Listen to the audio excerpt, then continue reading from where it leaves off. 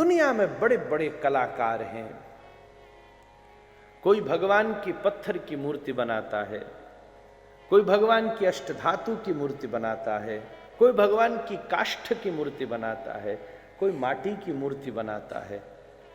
विग्रह विभिन्न प्रकार के हैं। काष्ठ विग्रह है, मृद विग्रह है, पाषाण विग्रह है, धातु विग्रह है, चित्र विग्रह है।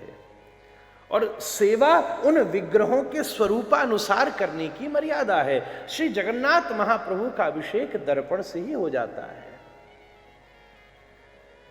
पाषाण विग्रह का स्वरूप अपनी तरह से सेवा है। अब चित्रपट की सेवा में सवेरे सवेरे शंख से पंचामृत को जल डाल दो तो वैद्यनाथ ठाकुर जी विसर्जित हो जाएंगे। श्री कृष्ण द्वैपायन व्यास भी बड़े भारी कलाकार हुए, पर उन्होंने भगवान की पत्थर की मूर्ति नहीं बनाई, उन्होंने भगवान की सोने की मूर्ति नहीं बनाई, उन्होंने भगवान की अष्टधातु की मूर्ति नहीं बनाई, उन्होंने भगवान की किसी मिट्टी की या किसी विभिन्न प्रकार के मणिमाणिक्यों की मूर्ति नहीं बनाई, बल्कि साक्षात शब्द ब्रह्म स्वरूप श्रीमद् भागवत का निर्माण कर दिया। मुझे किसी महापुरुष ने कहा, महाराज जी वैसे तो ब्रह्म अनुभव में भी आना कठिन है, इतना सहज नहीं, अनुभव में आ ही नहीं सकता। फिर भी दो स्थितियों में ब्रह्म भी सहज अनुभव में आ जाता है, एक अन्न ब्रह्म और एक शब्द ब्रह्म। अन्न ब्रह्म और शब्द ब्रह्म में वो भी सहज रूप से अवस्थित होता है।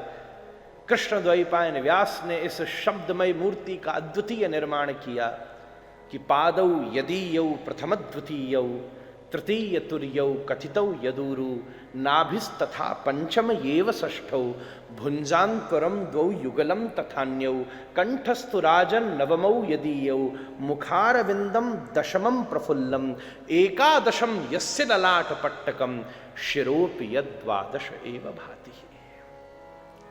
हमारे श्री रमण बिहारी सरकार के दो चरणार विंद ही श्रीमद् भागवत जी के दो प्रथम और द्वितीय स्कंद है। दोनों जंघा ही तृतीय चतुर्थ स्कंद है। नाभिस तथा पंचम एव षष्ठौ, नाभि उधर पंचम और षष्ठम स्कंद है। दोनों हाथ आठवां और नौवां स्कंद है, सातवां और आठवां स्कंद है। कंठस्तु राजन नवमौ यदीयौ, कंठ नौवां स्कंद है। ललाट पटल एकादश स्कंद है।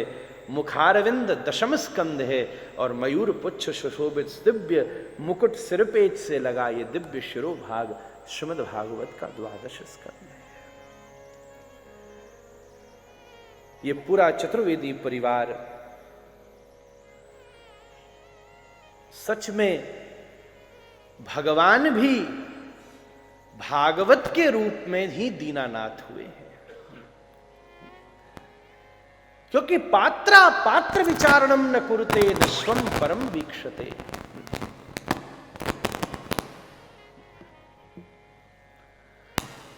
पात्र और अपात्र का विचार किए बिना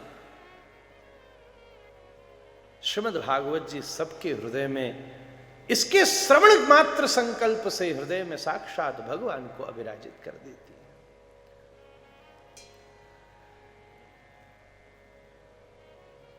इसलिए सारे चतुर्वेदी परिवार के इस दिव्य नित्य निवास पर केवल मात्र कोई पोथी नहीं, कोई किसी ने किसी के ऊपर लिख दिया हो ऐसी कोई डॉक्यूमेंट्री नहीं, कोई बायोग्राफी नहीं, किसी ने अपने ऊपर लिखा हो ऐसी कोई ऑटोबायोग्राफी नहीं, बल्कि कोई कालिदास, दिंगनाथ, भवभूति, बाणभट्ट और श्रीहर्ष जैसे दिव्य साहित्याचार्यों के द्वारा अवस्थित की हुई कोई साहित्य की संरचना नहीं।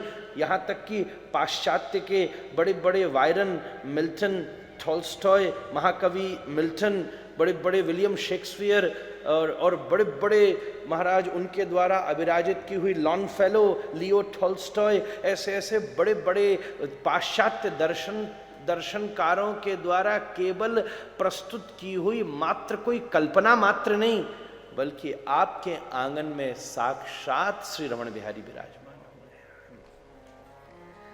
7 दिन के लिए आपको तीर्थ में नहीं जाना, तीर्थ यहां आएंगे।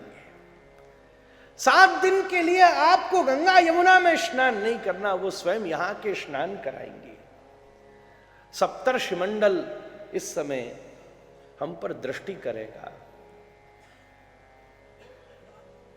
देवता तो कथा में पहले ही दिन बुला लिए जाते हैं, श्रोता रूप में अभिराजित होते हैं।